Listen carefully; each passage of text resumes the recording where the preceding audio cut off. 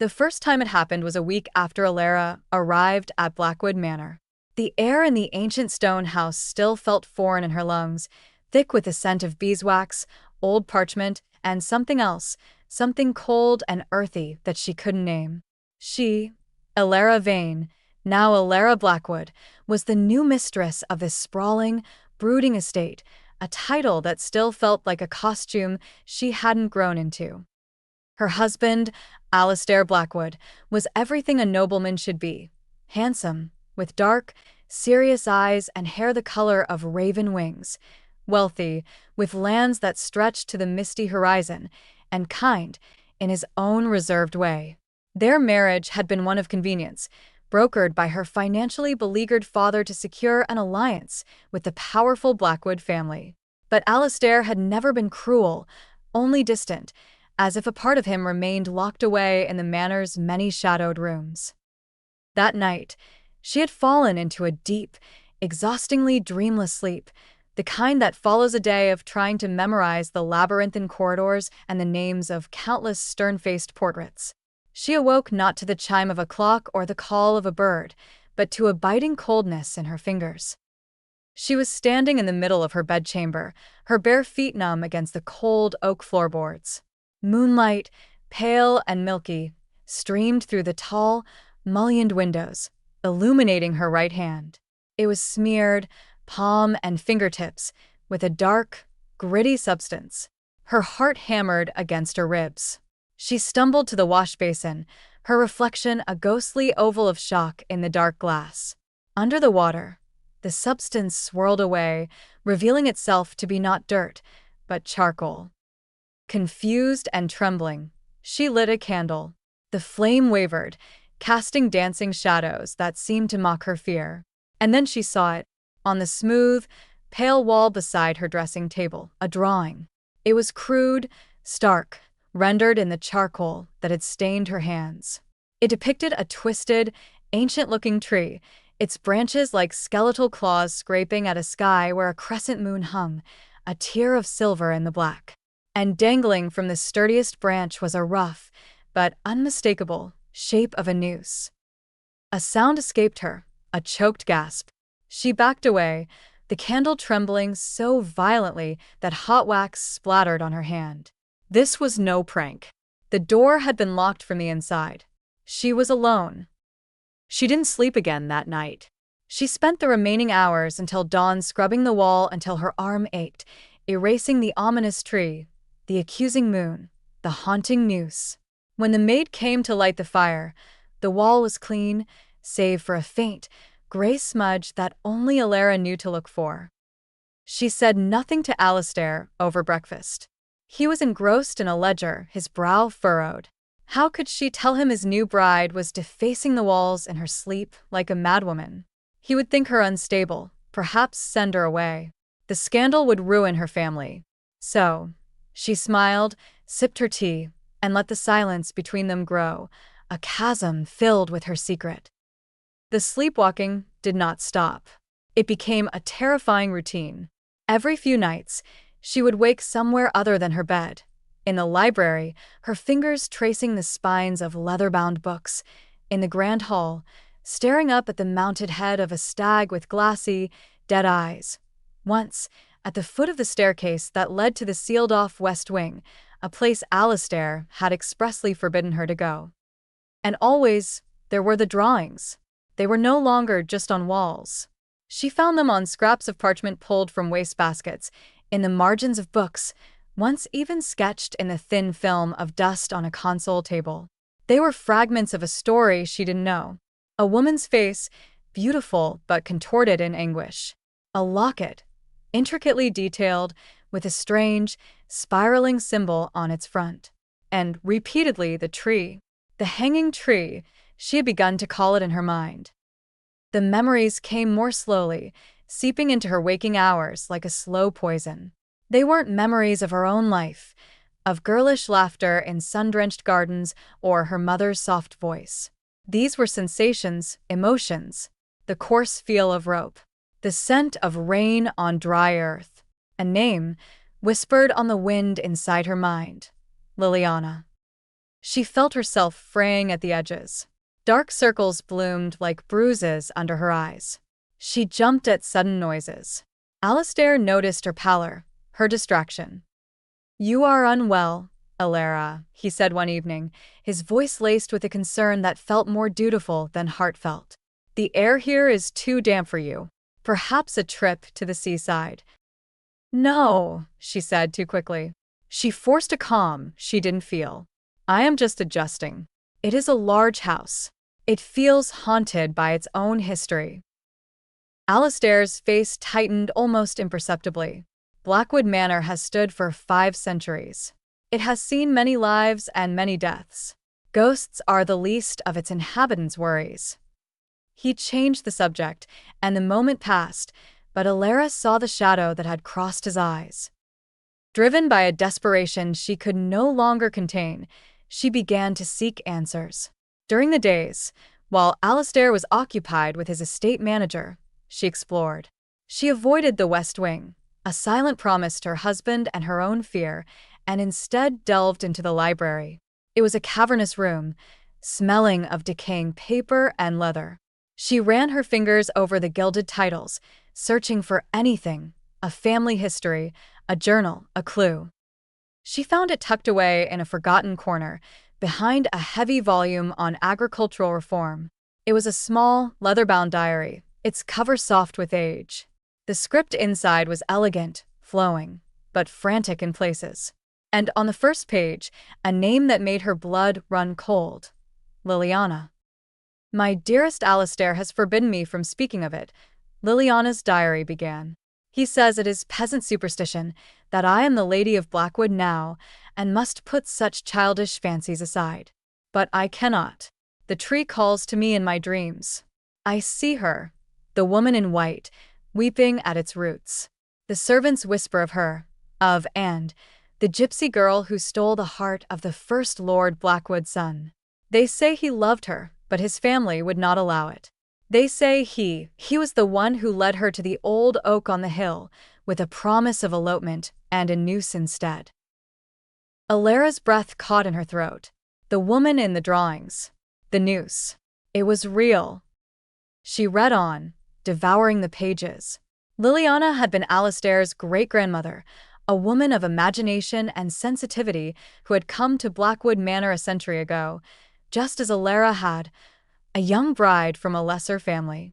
And she, too, had begun to sleepwalk.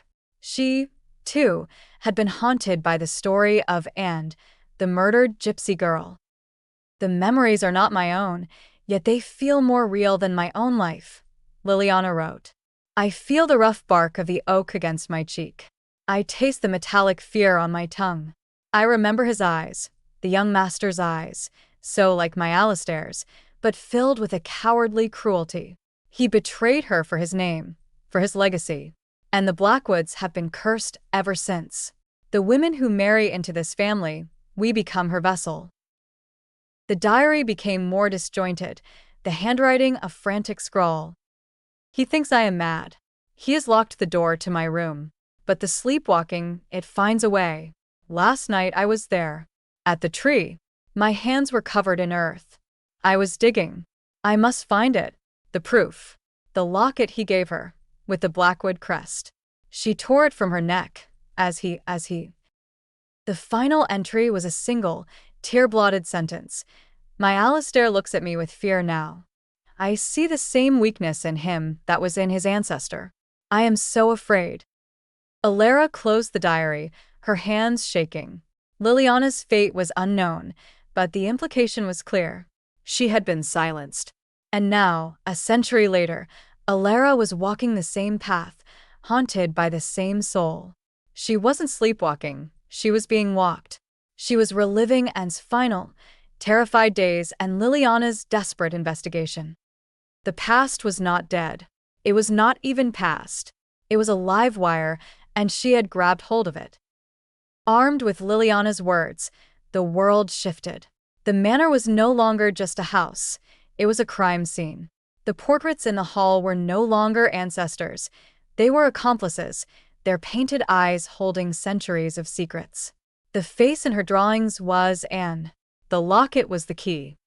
Her next episode was the most powerful yet. She awoke not with a start, but with a slow, chilling certainty.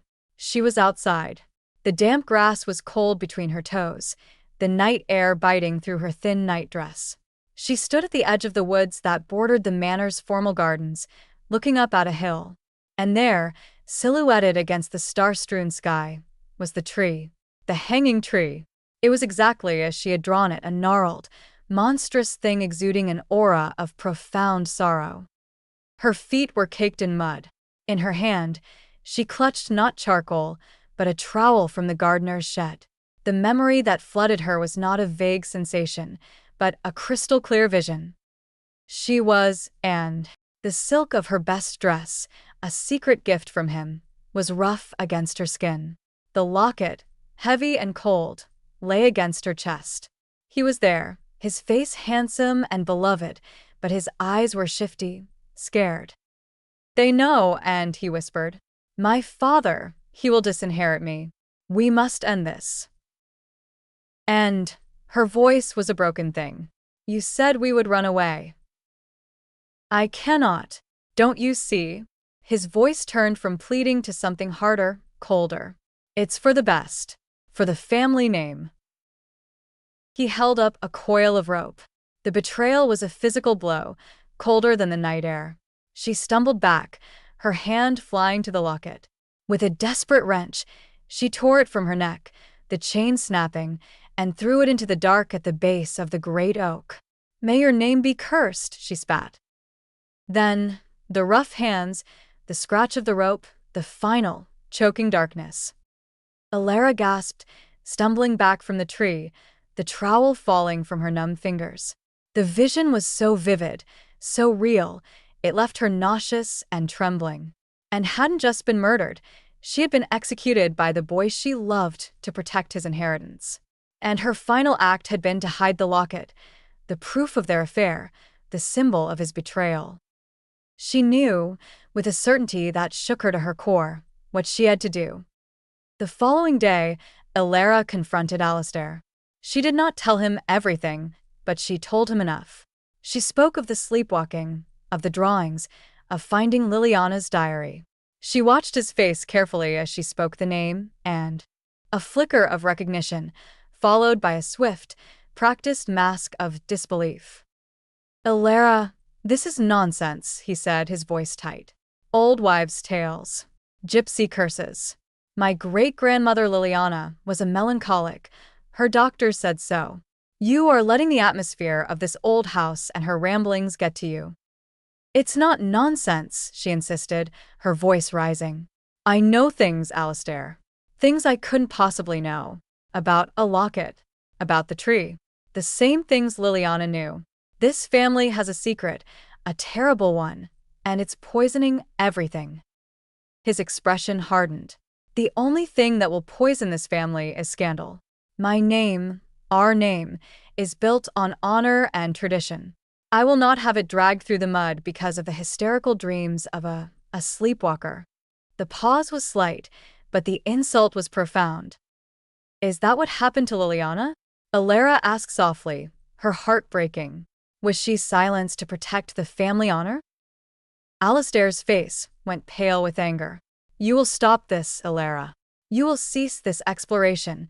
You will burn that diary, and you will be the wife I require you to be. Do you understand?" He turned his back on her, a final, dismissive gesture. "I am leaving for London on business. When I return, I expect this matter to be closed." His departure felt like a sentence. He was choosing the family legend over her, just as his ancestor had. But his absence also gave her freedom. That night, with a storm raging outside, matching the tempest in her heart, Elara took a lantern and the gardener's trowel, and she walked to the hanging tree. The wind howled around her, whipping her cloak and rain into her face. The old oak groaned and creaked, its branches clawing at the stormy sky. It was a scene of pure gothic horror, but Elara felt no fear. She was filled with a grim, determined purpose. This was for Anne, for Liliana, for herself. She knelt at the base of the massive trunk, ignoring the mud soaking through her skirts. She closed her eyes, letting the residual memory guide her. The feel of the cool metal in her hand, the arc of its throw. She opened her eyes and looked to a spot where a large, gnarled root broke the surface of the earth. It felt right. She began to dig. The earth was soft from the rain, yielding easily to the trowel. Mud caked her hands, her nails. The wind screamed, and the tree seemed to whisper its ancient secrets. She dug deeper, her breath coming in ragged pants. And then, the trowel struck something hard. Not a rock, but something metallic. Her heart leapt into her throat. She dropped the trowel and used her hands, scraping away the wet, black soil. Her fingers closed around a small, hard object. She pulled it out, wiping the mud away on her cloak. It was a locket, tarnished silver, intricately wrought, and on its front, clear even through the grime of a century, was the Blackwood family crest, a hawk with outstretched wings. The very symbol that was carved above the manor's main doorway. With trembling fingers, she pried it open. The hinge was stiff, but it gave. Inside, on one side, was a tiny, faded miniature of a young man with dark, serious eyes, the very image of the First Lord Blackwood's son from the portrait in the hall. On the other side was a lock of hair, once probably dark, now faded to a rusty brown. Proof. Tangible, undeniable proof of the affair, of the betrayal. And had been here. She had loved him. And he had killed her. A voice cut through the roar of the storm. I told you to let it lie. Elara spun around. Alastair stood there, not in London, but here, his greatcoat whipping in the wind, his face a mask of anguish and fury. You never went to London, Elara said, her voice surprisingly steady. She clutched the locket tightly in her muddy hand. Of course not, Alastair replied, his voice raw. I knew you would come here, just as Liliana did, just as the others before her. The others? The revelation hit her like a physical blow. It wasn't just Liliana. There had been more brides, more vessels for Anne's restless spirit. It's the curse, he said, his shoulders slumping as if the weight of his lineage had finally crushed him. Not a gypsy curse. A curse of conscience. The first son, Charles, was so consumed by guilt after what he did to and that he threw himself from the West Wing Tower a year later. But it didn't end there. Every few generations, a bride comes to Blackwood who is sensitive, who can feel the echo of that crime. Anne's spirit isn't haunting the manor. Her memory is a stain on our very blood, and it seeks justice through the women who marry into this family. He took a step closer, his eyes pleading. My father told me on his deathbed. He told me what his grandfather had done to Liliana when she got too close to the truth. He had her committed to an asylum, where she died, alone and forgotten.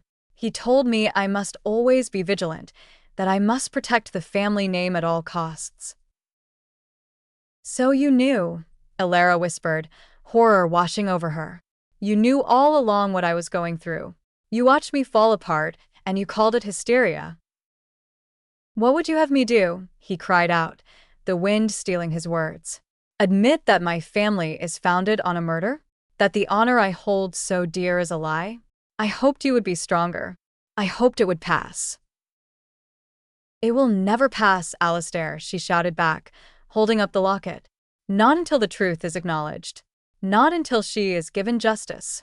You can either be like Charles, a coward who protects a lie, or you can be the man who ends the cycle. The choice is yours. They stood facing each other in the storm, the past and the present colliding. The locket was no longer just a piece of evidence. It was a test of his character, of their future. For a long moment, the only sounds were the howling wind and the pounding rain. Alastair looked from Elara's determined, mud-streaked face to the tarnished locket in her hand. The battle within him was visible on his features, the weight of generations demanding silence, warring with the love for his wife and the dawning realization that honor could not be built on a foundation of sin. Finally, he let out a long, shuddering breath, and the fight seemed to go out of him. The stern nobleman was gone, replaced by a tired, haunted man. "You are right," he said, his voice barely a whisper. "All my life, I've been taught that the Blackwood name is everything. But a name is nothing without integrity." He walked towards her, his steps heavy in the mud. He did not reach for the locket, but instead, he looked at the ancient tree. "I am sorry, Elara, for my blindness, for my cowardice. And I am sorry," he said, his voice thickening, "to you and—" The moment he spoke the name, a strange stillness fell over the hill. The wind did not cease, but its howl seemed to soften to a mournful sigh. The rain lessened to a gentle drizzle. It felt as if a great, suffocating pressure had been released from the air. Alistair turned back to Elara, his eyes clear for the first time since she had known him. "What do we do now?" 1 year later. A simple, weathered stone now stood at the base of the old oak tree on the hill. It bore no name, only a single, carved word: peace. The hanging tree was now the Tree of Atonement. There was no grand unveiling, no public ceremony. The justice for and was quiet and personal. Alistair had used his influence to have the old records re-examined, unofficially acknowledging the long-rumored gypsy girl as a historical figure wronged by the family. He had made a sizable, anonymous donation to a charity supporting the Romani community in the region. In the manor, the change was profound. The oppressive silence had been broken. Sunlight seemed to stream more brightly through the windows, chasing away the shadows. The cold, earthy scent had been replaced by the smell of beeswax and the flowers Elara now arranged in every room. Elara no longer sleepwalked. The cryptic drawings had ceased. The memories of and had faded, not into nothingness, but into a quiet, respectful knowledge, a story remembered but no longer relived. She and Alistair had built a new foundation for their marriage, one of honesty and shared vulnerability. He had shown her the sealed west wing, and together they had opened the doors, airing out the rooms that had held so much sorrow. She sat now in a library, not searching for secrets, but reading a novel for pleasure. Alistair sat across from her, working on his ledgers, but he would often look up and smile at her, a genuine, warm smile that reached his eyes. The past was not forgotten.